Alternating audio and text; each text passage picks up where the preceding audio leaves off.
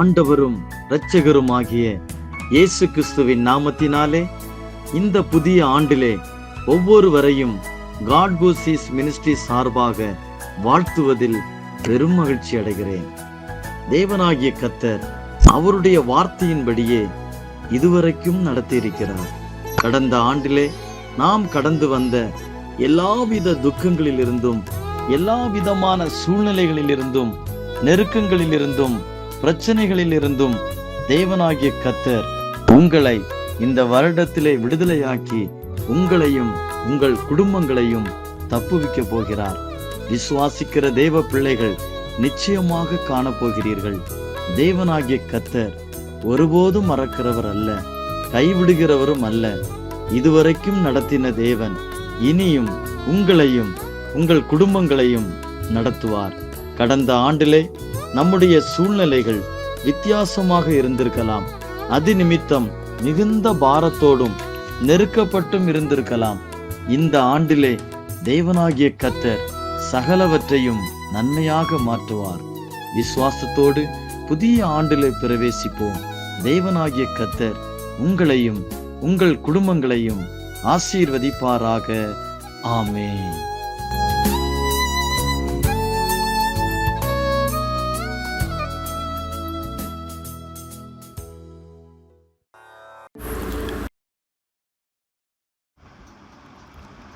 கிறிஸ்துவுக்குள் பிரியமானவர்களே, ஆண்டவரும் அருமை இரட்சகருமாகிய இயேசு கிறிஸ்துவின் இனிய நாமத்தில் இந்த காட் கூசிஸ் மினிஸ்ட்ரி மூலம் இந்த காலை பொழுது உங்களை சந்திப்பதிலே மிக்க மகிழ்ச்சி அடைகிறேன்.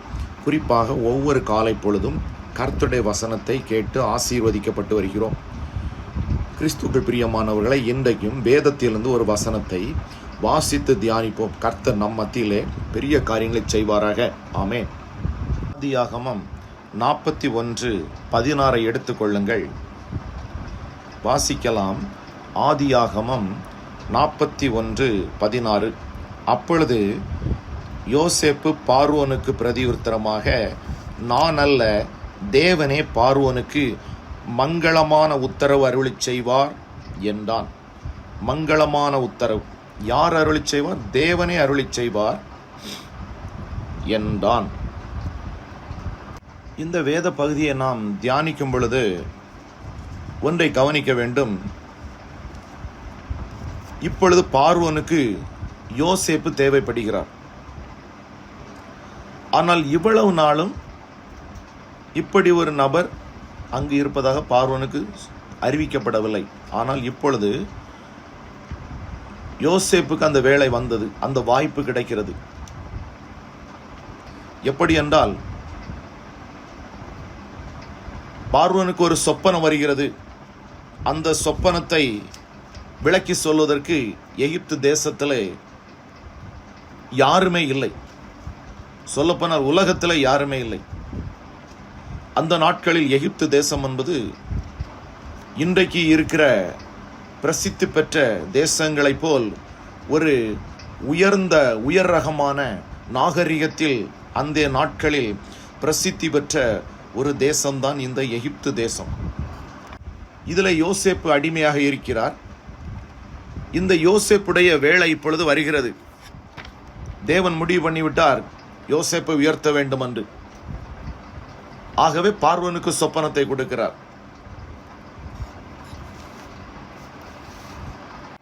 ஏனென்றால் யோசேப்பை குறித்து பார்வோனுக்கு அறிவிக்கப்பட்டிருக்கிறது. பார்வோன் யோசேப்பை நோக்கி கேட்கிறார், ஒரு சொப்பனம் கண்டேன், அதன் அர்த்தத்தை சொல்ல ஒருவரும் இல்லை. நீ சொப்பனத்தை கேட்டால் அதன் அர்த்தத்தை சொல்லுவாய் என்று உன்னை குறித்து கேள்விப்பட்டேன். அப்படி என்றால் இப்பொழுதுதான் பார்வோனுடைய அரண்மனையில் யோசேப்பை குறித்து சொல்லப்பட்டிருக்கிறது. இப்படி ஒரு எபிரேயன் இருக்கிறான் என்று. இந்த யோசேப்புக்கு இப்பொழுது அவருடைய அந்த வேலை வந்து கொண்டிருக்கிறது. உதாரணமாக சொல்லப்பட வேண்டுமென்றால், ஒரு பொருளை 10 ரூபாய்க்கும் விற்க முடியும். அதே பொருள் தேவையை பொறுத்து இன்னும் ஒரு இடத்தில் அந்த பொருள் மிகுதியாக தேவைப்படுமாயின் அதே பொருளை நாம் 1000 ரூபாய்க்கும் விற்க முடியும். அதை காட்டிலும் அதிகமான விலைக்கும் விற்க முடியும். அந்த பொருளின் தேவையை பொறுத்துதான். அப்படித்தான் யோசேப்புக்கு முதலாவது யோசேப்பு சிறு வயதில் சொப்பனங்களை கண்டு அதை தன் சகோதரிடத்திலும் தன் தாய் தகப்பனிடத்திலும் சொல்கிறார். ஆனால் பாருங்கள், அந்த நாட்கள் அவருடைய சொப்பனம் அங்கீகரிக்கப்படவில்லை. அவர்கள் அதை அசட்டை பண்ணி அதை தப்பிதம் பண்ணிவிட்டார்கள். அந்த சொப்பனத்தை யாரும் அங்கீகரிக்கவில்லை. ஆனால் அதே மாதிரிதான் அன்னைக்கு அவருக்கு ஒரு வேல்யூ இல்லை, ஒரு விலை இல்லை. ஆனால் அரண்மனையில் அரசனுக்கு முன்பாக அவரது அந்த தெளிந்த அந்த ஞானம் அந்த இடத்தில் தேவையாக இருந்தது. அரசனுக்கு அந்த சூழ்நிலையில் இப்படியான ஒரு ஞானம் உள்ள நபர், ஒரு தேவ ஆவியை பெற்ற ஒருவர் அவருக்கு தேவையாக இருந்தது அந்த இடத்தில்.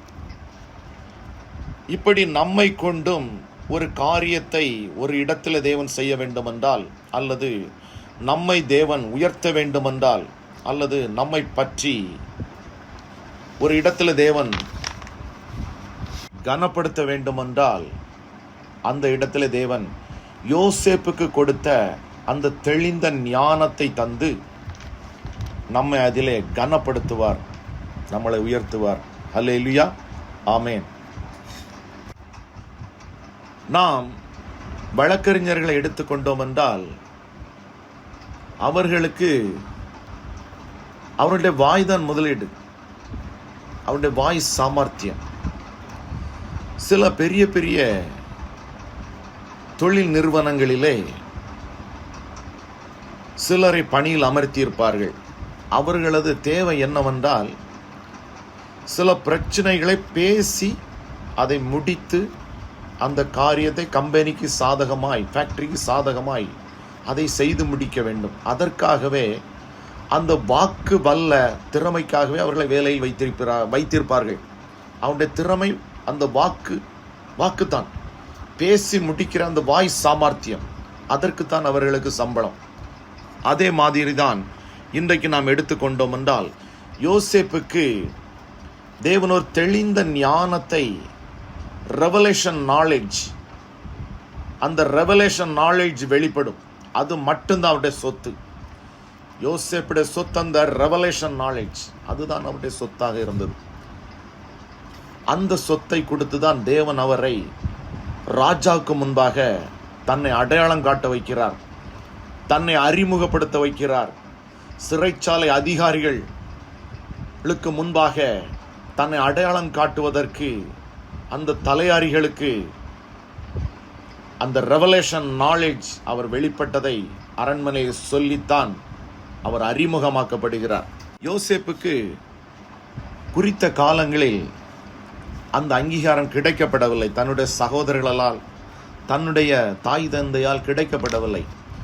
ஆனால் ஏற்ற காலம் வந்த பொழுது அவரது ரெவலேஷன் நாலேஜ், அந்த ஞானம் பார்வோனுடைய சமூகத்தில் அங்கீகரிக்கப்பட்டு தேவன் அந்த இடத்திலே யாருக்கும் வெளிப்படுத்த முடியாத ஒரு ரகசியத்தை வெளிப்படுத்தி அந்த இடத்திலே யோசேப்புக்கு தேவன் ஒரு பெரிய உயர்வை பார்வோனுடைய சமூகத்திலே, பார்வோனுடைய அரண்மனையிலே அந்த ஒரே நேரத்திலே எட்டாத ஒரு உயர்வுக்கு தேவன் அவருக்கு அந்த விசேஷித்த ஞானத்தை கொண்டு அந்த உயர்வை பெற வைக்கிறார். இன்னும் நான் வேதத்திலே சிலரை நான் அடையாளப்படுத்த விரும்புகிறேன்.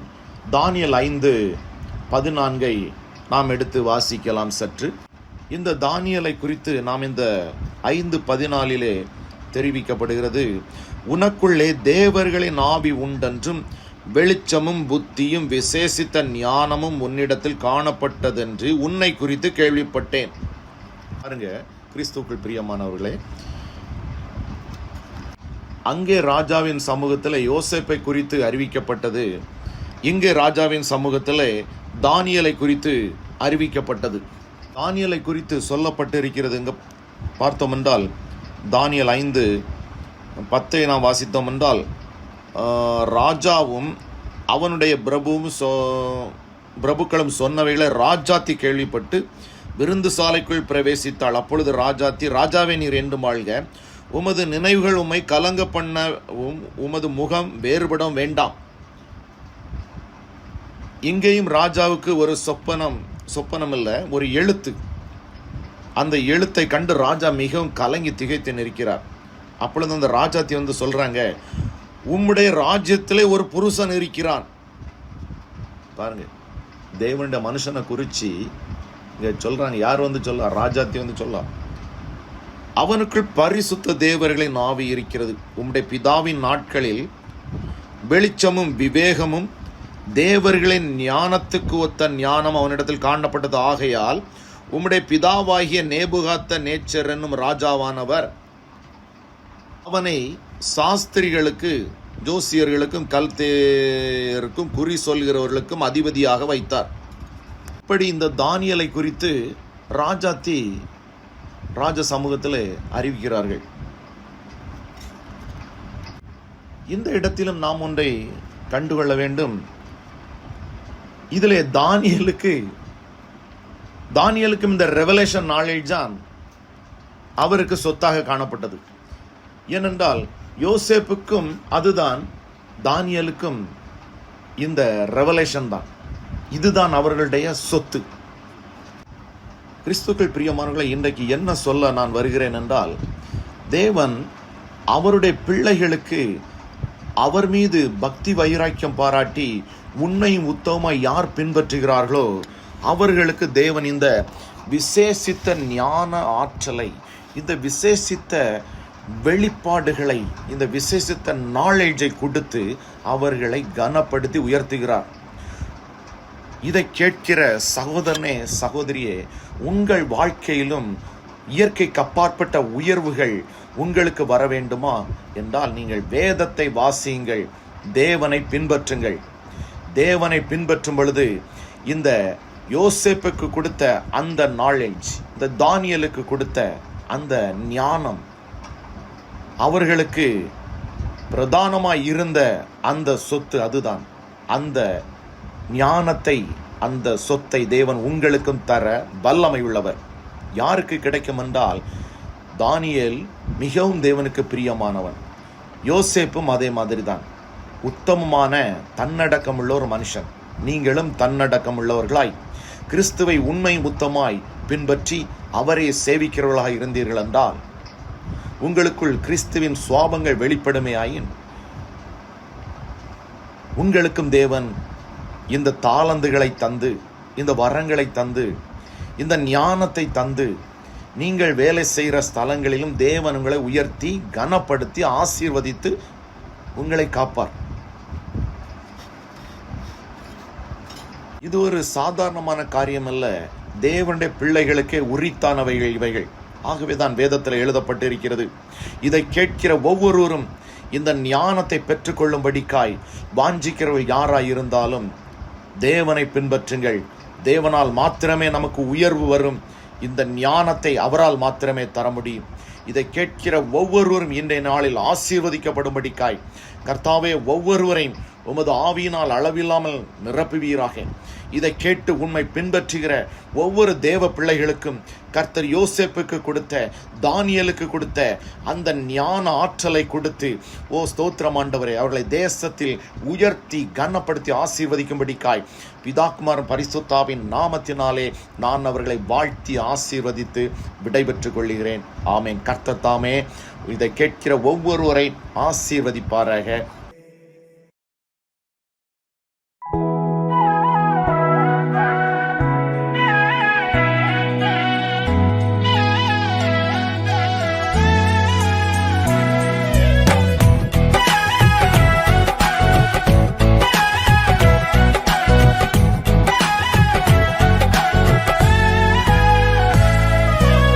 அழைத்தவரே என்று நடத்துவீரே, உங்க கரம் இருக்க பயம் இல்லையே.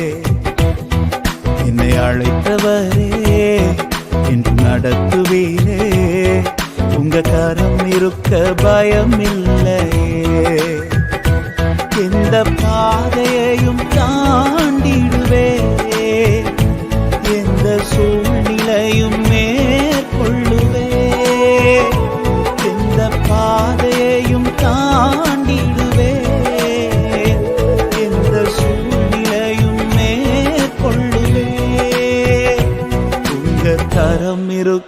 பயம் இல்லையே, உங்க கரம் இருக்க பயம் இல்லையே.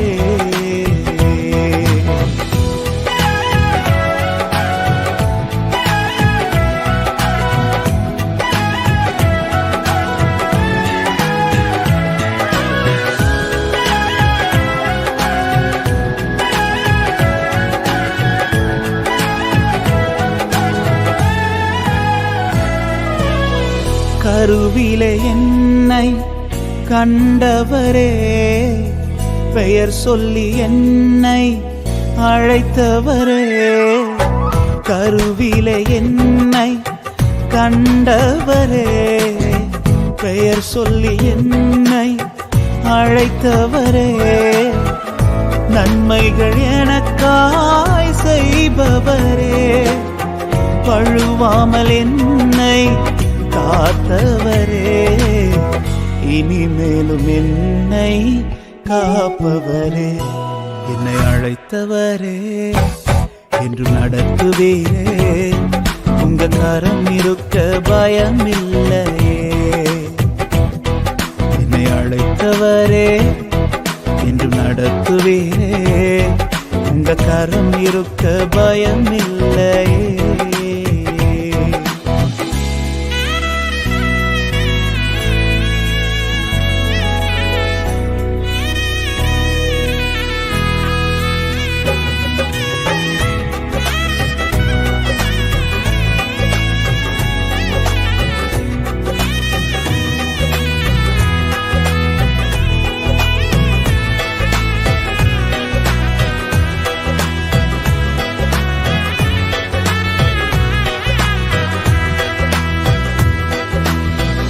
புல்லுள்ள இடங்களில் மேய்த்திடுவீர், அமர்ந்த தண்ணீர் அண்டை நடத்திடுவீர். புல்லுள்ள இடங்களில் மேய்த்திடுவீர், அமர்ந்த தண்ணீர் அண்டை நடத்திடுவீர். மரணத்தின் பள்ளத்தாக்கு சூழ்ந்திட்டாலும் வாக்கென்னும் கோலினால் பலப்படுத்தி எனக்கான நன்மையை காண செய்வீர்.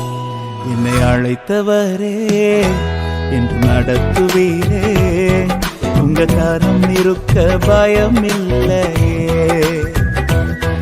என்னை அழைத்தவரே, என்று நடத்துவீரே. உங்க கரம் இருக்க பயம் இல்லையே. எந்த பாதையிலும் நான் நடப்பேன், எந்த சூழ்நிலையும் மேற்கொள்ளுவேன். எந்த பாதையிலும் நான் நடப்பேன், எந்த சூழ்நிலையும் மேற்கொள்ளுவேன். உங்க கரம் இருக்க பயம் இல்லையே, உங்க கரம் இருக்க பயம் இல்லையே, உங்க கரம் இருக்க பயம் இல்லையே, உங்க கரம் இருக்க பயம் இல்லையே.